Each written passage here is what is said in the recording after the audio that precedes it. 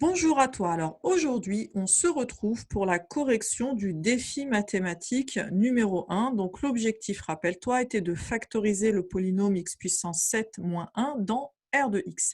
Alors avant de commencer, je voudrais d'abord remercier tous ceux et celles qui ont participé activement à ce défi en m'envoyant leurs réponses par mail.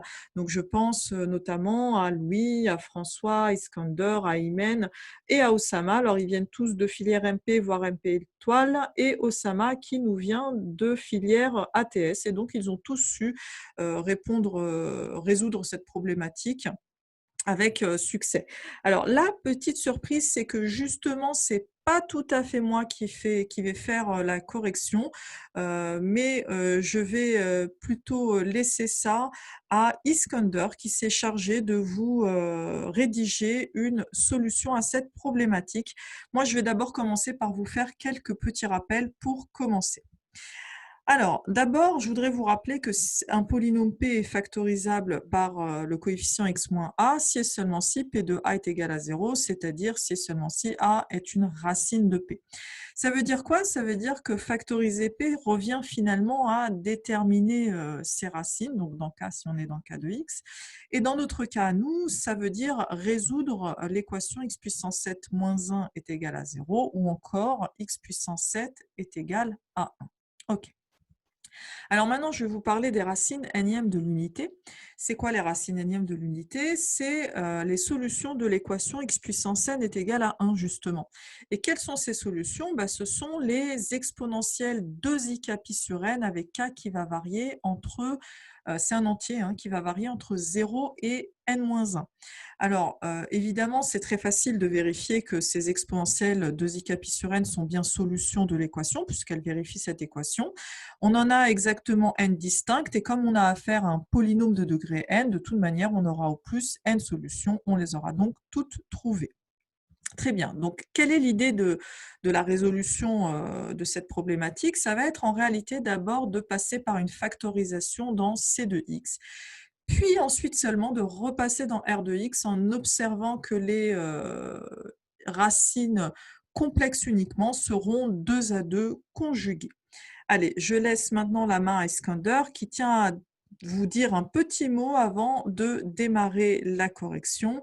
Donc, il souhaite bon courage à tous ceux qui passent des concours avec une mention spéciale à Gay-Lussac, puisque Iskander nous vient du lycée de Gay-Lussac à Limoges. Et donc, à ma copine Margot, parce que c'est important quand même. Allez, maintenant, on se retrouve pour sa correction. Alors, c'est parti. Cette fois-ci, on démarre avec la correction d'Iskander.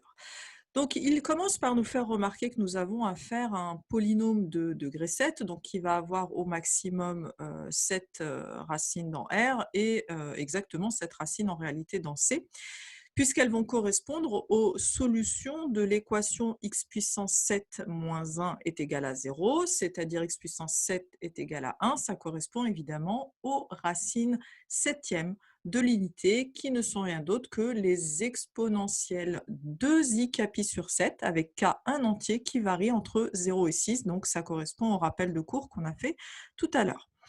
Ok, alors ça lui permet de faire finalement une première factorisation dans C de x. Ça s'écrit comme le produit donc de x moins exponentielle 2i capi sur 7. Alors là, il y a une petite coquille parce que c'est le k, bien sûr, qui va varier de 0 à 6 et non le i, puisqu'on a le i qui est ici le nombre complexe. Voilà, et donc, qu'est-ce qu'il fait ensuite Iskander? Voyons voir, il va tout simplement sortir le facteur qui contient la solution réelle, c'est-à-dire pour k est égal à 0, vous voyez qu'on a retiré du produit le facteur correspondant au k est égal à 0, de sorte à se retrouver dans le produit uniquement avec des racines qui sont complexes. Et donc, l'étape d'après, ça va être simplement de reconnaître que effectivement, eh bien, les racines complexes sont 2 à 2 conjuguées. Alors, je pense, Iskander, que là, il te manque un petit signe moins. Donc là, je rectifie aussi le k.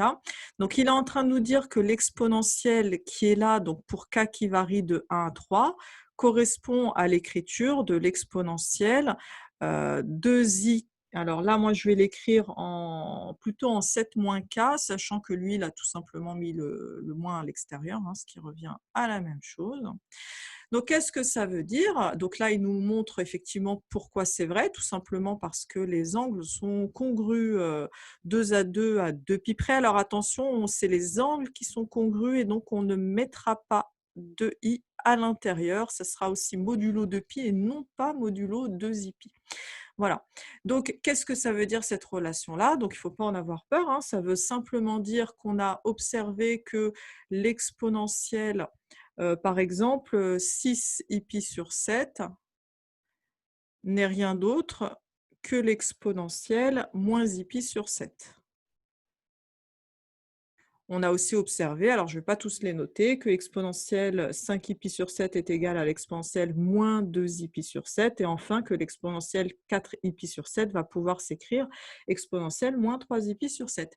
Et c'est justement cette particularité qui va nous permettre de repasser dans R en les multipliant entre elles, justement, ces facteurs composés de racines conjuguées. Donc ça va être son étape suivante.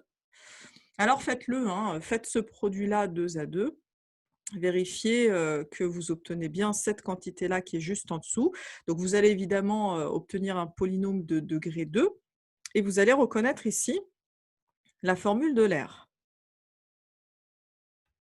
Donc la formule d'Euler qui nous permet de transformer cette somme d'exponentielles en 2 cosinus de k pi sur 7 qui, bien sûr, sont des coefficients dans R. Et donc là, on est repassé à une factorisation dans R. On va avoir un facteur composé de x-1 et les autres de degré 1, donc, et les autres qui seront des polynômes de degré 2, mais à déterminant effectivement négatif, ce qui nous garantit qu'on a bien affaire à des polynômes irréductibles dans R de x. Comme le dit Iskander, ça y est, c'est gagné, youpi. Voilà, bah écoute, encore une fois, je te remercie Iskander pour ta participation très active à ce défi. Je remercie aussi les autres participants d'avoir tenté leur chance et pour la plupart d'ailleurs d'avoir réussi. Et moi, je te dis à très bientôt pour la prochaine vidéo.